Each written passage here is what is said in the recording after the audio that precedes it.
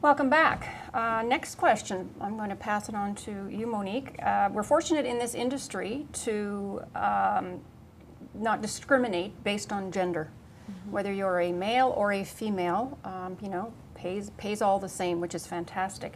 Yeah. Do you think the young female has the same opportunities in this business today as males do? Not necessarily on the broker level, but perhaps a little bit on the corporate side? Sure. So, I mean, on the broker level, just to touch on that, absolutely. I think if you look at some of the most successful brokers in our business, I'd say a good bunch of them are women.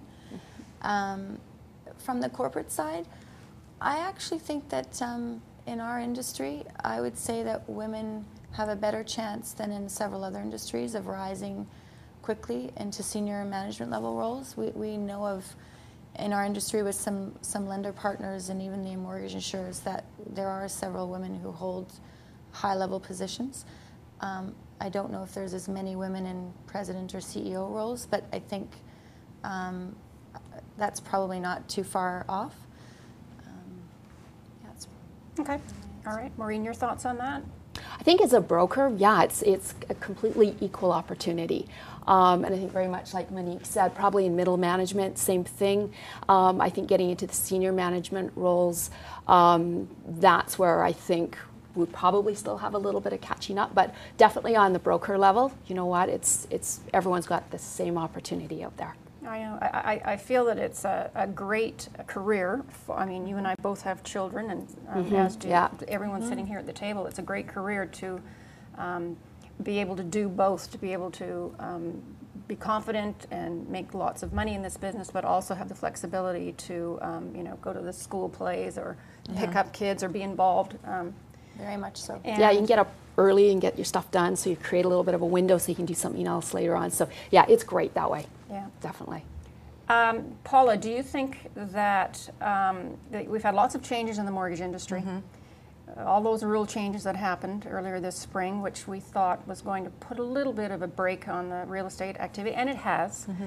Do you still think that this business is growing, broker business, or do you think it's sort of chilling a little bit and less are getting into the business?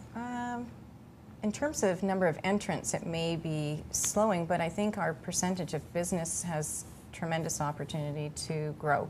I feel that most mortgage brokers don't even have the opportunity to touch, you know, very few people compared to what is possible. There's, you know, every single person walking the street is a potential client, and we just have to get creative and recognize who those people are. And so go to your sphere of influence and say, okay, how can I cater something to those individuals and open up your client market share that much more. So I really think that we could be doing a lot more as a broker community to grow. Okay. Yeah. Well, I think as far as statistics show, I think BC is the province that uses mortgage brokers the most in all of Canada. So Maureen, do you still think there's room to grow in this business? Do you think our market share still has an opportunity to increase, or are those banks sort of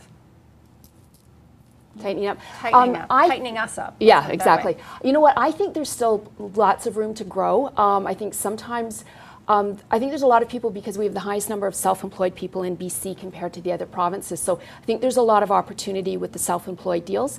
A lot of the banks, credit unions don't necessarily have the programs that a client off the street would be looking for. So I think if they can get in touch with a broker, because we've got access to so many more lenders, we can get them to the lender who's going to be a fit for what their pretty specific needs are. So I think we've got lots of opportunities, especially in that sort of specialized area where it may be a deal that, you know, just the regular rep in the bank just can't do.